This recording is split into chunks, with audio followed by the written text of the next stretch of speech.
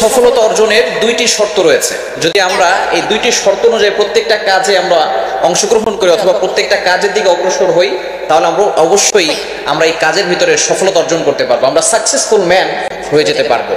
বিশেষ করে এক নাম্বার হচ্ছে আমরা প্রত্যেকটা কাজ ভেবে চিন্তে করার চেষ্টা করব এবং আল্লাহর উপরে ভরসা করব। কেননা যেই কাজের উপরে আল্লাহর উপরে ভরসা করা হয় সেই কাজ অত্যন্ত সফলভাবে সেই ব্যক্তি পূরণ করতে পারে। আল্লাহ তাআলা পবিত্র কোরআনুল কারীমের ভিতরে নিজে বলে দিয়েছেন, 28 নম্বর পারা 17 নম্বর পৃষ্ঠার 10-11 নম্বর লাইন সূরাতুত তালাকের 3 নম্বর আয়াতের শেষের অংশে আল্লাহ বলছেন, ওয়া মান ইয়াতাওয়াক্কাল আলাল্লাহি ফাহুয়া হাসবু, যে ব্যক্তি আল্লাহর উপরে ভরসা করে আল্লাহ পাক রব্বুল আলামিন তার জন্য যথেষ্ট হয়ে যায়। বলেন সুবহানাল্লাহ। আপনি কোনো কাজ করছেন, আল্লাহর উপরে ভরসা করে কাজ করবেন, অথবা চিন্তা ভাবনা করে এরপর আপনি আল্লাহর উপর ভরসা করবেন, এরপরে দেখবেন আল্লাহ পাক রব্বুল আলামিন ওই কাজের ভিতরে রহমত বরকত নাজিল করে দিবেন।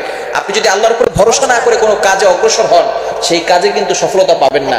আপনি আল্লাহর উপর ভরসা করবেন, বিসমিল্লাহ বলে কাজ শুরু করবেন, দেখবেন আল্লাহ তাআলা ওই কাজের ভিতরে সফলতা দান করে দিবেন। মনে রাখবেন, দুনিয়ার কোনো ব্যক্তি যদি বলে আপনাকে যে আমি তোমার সাথে আছি, তাহলে আপনার একটু সাহস বাড়ে।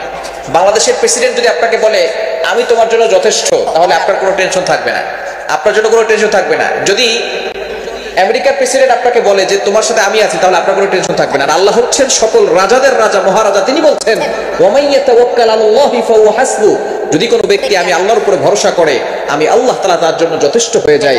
আপনার যা কিছু লাগবে সবকিছু আল্লাহ পাক রব্বুল আলামিন ব্যবস্থা করে দিবেন। তার মানে এক নাম্বার হচ্ছে প্রত্যেকটা কাজ ভেবে চিন্তে করতে হবে, চিন্তা ফিকির করে তারপরে কাজ করবেন এবং আল্লাহর উপরে ভরসা রাখবেন। নাম্বার 2, দ্বিতীয় নাম্বার হচ্ছে ওই কাজে যাই হোক না কেন আপনি আল্লাহর উপরে সন্তুষ্ট থাকবেন।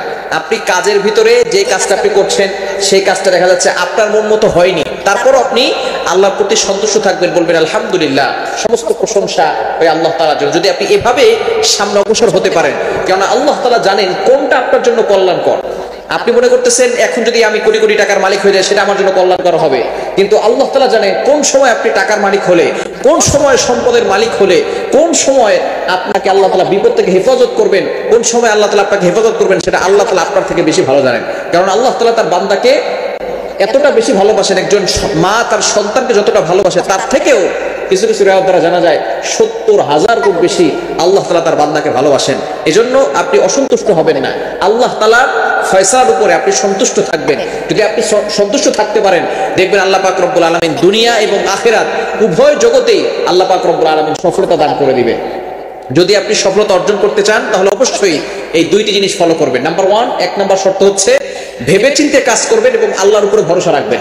আর নাম্বার 2, দ্বিতীয় নাম্বার হচ্ছে আল্লাহ তাআলার ফয়সালার প্রতি আপনি সন্তুষ্ট থাকবেন। আল্লাহ তাআলা আমাদের সকলকে এগুলো মেনে তারপরে প্রত্যেকটা কাজে অংশগ্রহণ করার, অগ্রসর হওয়ার তৌফিক দান করেন।